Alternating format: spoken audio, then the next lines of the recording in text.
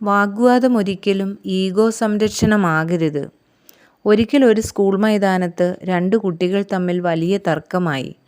കയ്യാങ്കളിയിൽ എത്തുമെന്നായപ്പോൾ രണ്ടുപേരെയും head master ഓഫീസിലേക്ക് കൊണ്ടുപോയി. താൻ പറഞ്ഞതാണ് ശരി എന്ന വാദത്തിൽ രണ്ടു കുട്ടികളും ഉറച്ചു നിന്നു. മുഖാമുഖം നിന്ന കുട്ടികളുടെ നടുവിൽ ഹെഡ് മാസ്റ്റർ ഒരു മരക്കുതിരയെ കൊണ്ടുവച്ചു.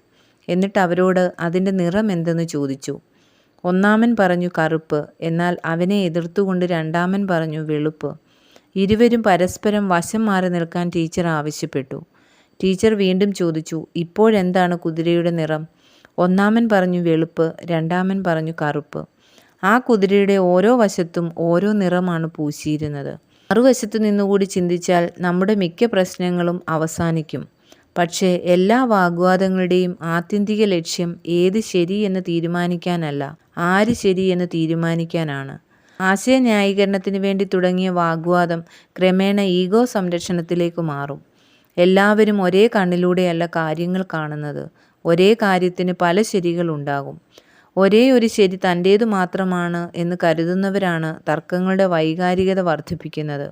വ്യക്തികളെയല്ല, വിഷയങ്ങളെയാണ് എതിർക്കേണ്ടത്. വാദപ്രതിവാദം വിനോദമാക്കിയവർക്ക് എപ്പോഴും ഏതെങ്കിലും ഒരു തർക്കവിഷയം വേണം. രണ്ടാമതൊരു വിഷയം ഉണ്ടാകുന്നതുവരെ ആദ്യത്തേത് പരിഹരിക്കപ്പെടാതിരിക്കുന്നതാണ് അവർക്കിഷ്ടം. വിഷയാധിഷ്ഠിത സംവാദങ്ങളിലൂടെയാണ് പുതിയ ആശയങ്ങളും പദ്ധതികളും രൂപപ്പെടുന്നത്. വ്യക്തിയാധിഷ്ഠിത വാദങ്ങളാണ് കലഹങ്ങളും കലാപങ്ങളും സൃഷ്ടിക്കുന്നത്.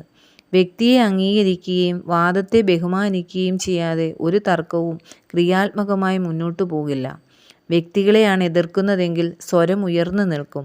വാദങ്ങളെയാണ് എതിർക്കുന്നതെങ്കിൽ അഭിപ്രായം ഉയർന്നു നിൽക്കും.